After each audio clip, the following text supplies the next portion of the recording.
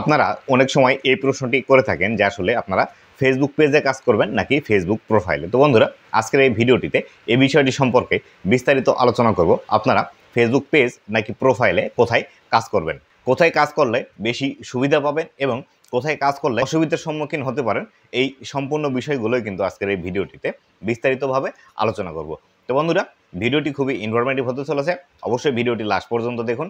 ভিডিওটি লাস্ট পর্যন্ত দেখলে এ সম্পর্কে বিস্তারিত তথ্যগুলো আপনারা জানতে পারবেন। তো বন্ধুরা, ভিডিওটি শুরু করার আগে ছোট্ট একটি রিকোয়েস্ট, চ্যানেলে নতুন হয়ে থাকলে অবশ্যই চ্যানেলটি সাবস্ক্রাইব করে দিবেন।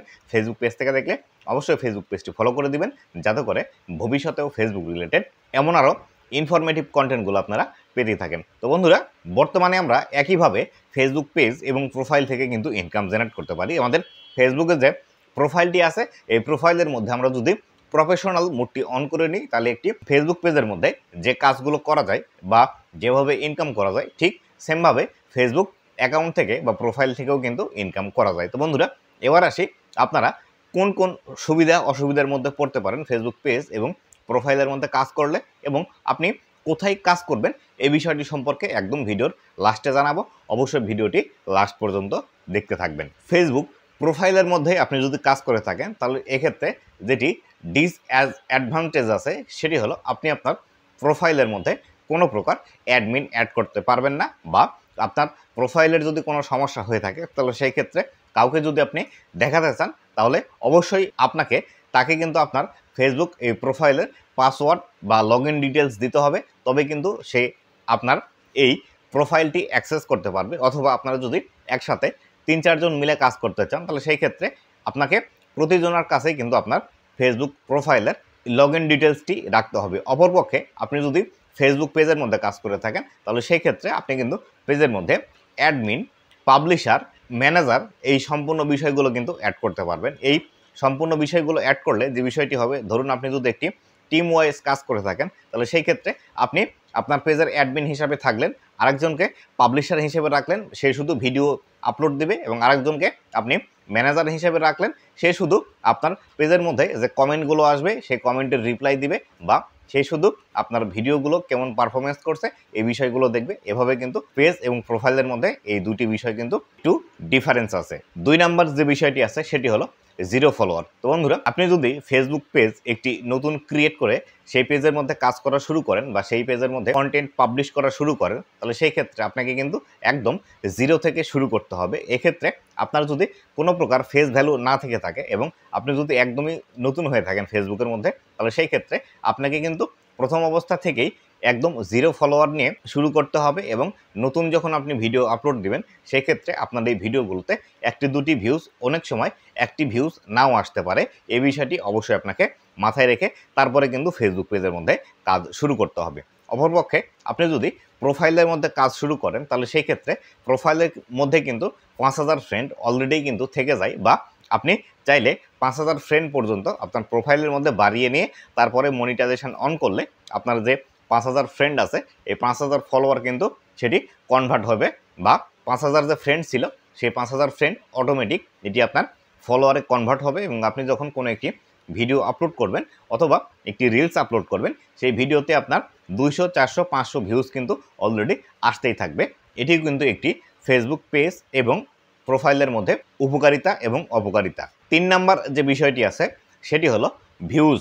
তো বন্ধুরা, আপনি যদি ফেসবুক প্রোফাইলের মধ্যে কাজ শুরু করে থাকেন, সেখানে ইনবিল্ড আপনি কিন্তু ৫,০০০ ফ্রেন্ড নিয়ে এসে তাদেরকে ফলোয়ারে কনভার্ট করতে পারছেন, যার ফলশ্রুতিতে আপনি যখন একটি ভিডিও নতুন অবস্থায় আপলোড দেবেন, তখনও কিন্তু আপনার ভিডিওর মধ্যে ১০০, ১৫০, ২০০, ৫০০, ১,০০০ পর্যন্ত ভিউজ চলে আসবে। সেটি হোক বড় ভিডিও অথবা কোনো একটি রিলস ভিডিও। কিন্তু আপনি যখন ফেসবুক পেজের মধ্যে নতুন অবস্থায় ভিডিও আপলোড করবেন, সেই ভিডিওতে কিন্তু একদমই ভিউজ আসবে না।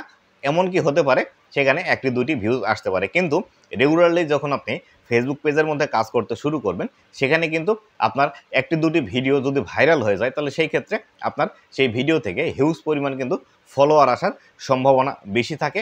এমনকি আপনার পেজের মধ্যে যদি আপনি কন্টিনিউয়াসলি কাজ করতে থাকেন, তাহলে সেই ক্ষেত্রে প্রোফাইলে যেখানে আপনার ৫০০, ১,০০০ ভিউজ আসতো, সেখানে কিন্তু আপনার পেজের মধ্যে ৫০,০০০, ১,০০,০০০, ২ লাখ, এমনকি মিলিয়নসও হিট করে যাবে। এটি এই ক্ষেত্রে হতে পারে ফেসবুক প্রোফাইলের মধ্যে যে ভিডিওগুলো আপলোড করলেন সেই ভিডিওগুলোতে যে ভিউজ আসছে সেই ভিউজ 1000 1500 পর্যন্ত এসেই কিন্তু থেমে যায়। কিন্তু একটি পেজের মধ্যে যখন একটি ভিডিও ভাইরাল হয় সেই ভিডিওগুলোতে কিন্তু হিউজ পরিমাণে ভিউজ আসে এবং রেগুলারলি সেই ভিডিওগুলোতে কিন্তু হিউজ পরিমাণে ভিউজ আসতেই থাকে যদি আপনি কন্টিনিউয়াসলি ফেসবুকের মধ্যে কাজ করতেই থাকেন। 4 নাম্বার যে বিষয়টি আছে সেটি হলো মেইনটেনেন্স। তো বন্ধুরা, আপনি যদি একটি প্রোফাইলের মধ্যে কাজ করে থাকেন তাহলে সেই ক্ষেত্রে এই প্রোফাইলটি মেইনটেনেন্স করতে অনেকাংশেই অসুবিধা হয়ে যায়। কেননা আপনি যদি প্রোফাইলের মধ্যে প্রফেশনাল ড্যাশবোর্ডটি অন করেন তাহলে সেই ক্ষেত্রে আপনার কিন্তু মেসেজ অপশন সবগুলো সেভাবেই থাকে এবং আপনার যে ফ্রেন্ড সার্কেলগুলো আছে সেগুলো কিন্তু আপনার প্রোফাইলের মধ্যেই থেকে যায়। এক্ষেত্রে যে বিষয়টি হয় সেটি হলো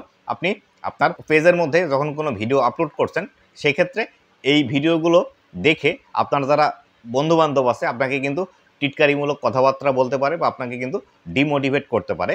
এক্ষেত্রে আপনার প্রোফাইলটি কিন্তু মেনটেনেন্স করতেও সমস্যা হয় বা আপনার যে প্রোফাইলটি আছে এই প্রোফাইলের মধ্যে সমস্ত বিষয়গুলো কিন্তু পাবেন না। যেমন ধরুন আপনি এখানে ক্রিয়েটর স্টুডিও ব্যবহার করতে পারবেন না বা আপনি যখন একটি ভিডিও আপলোড করতে যাবেন সেখানে কিন্তু টাইটেল, ডেসক্রিপশন, ট্যাক্সের যে বিষয়গুলো আছে এই বিষয়গুলো কিন্তু আপনি প্রোফাইল থেকে দেখতে পাবেন না। এই বিষয়গুলো না দেখার ফলে অনেক সময় কিন্তু ভিডিওগুলোতে তেমন একটা ভিউজ আসে না। কিন্তু আপনি যদি একটি ফেসবুক পেজের মধ্যে কাজ করেন তাহলে সেই ক্ষেত্রে এই ফেসবুক পেজটি মেনটেনেন্স করা কিন্তু খুবই সহজ হয়ে যায়।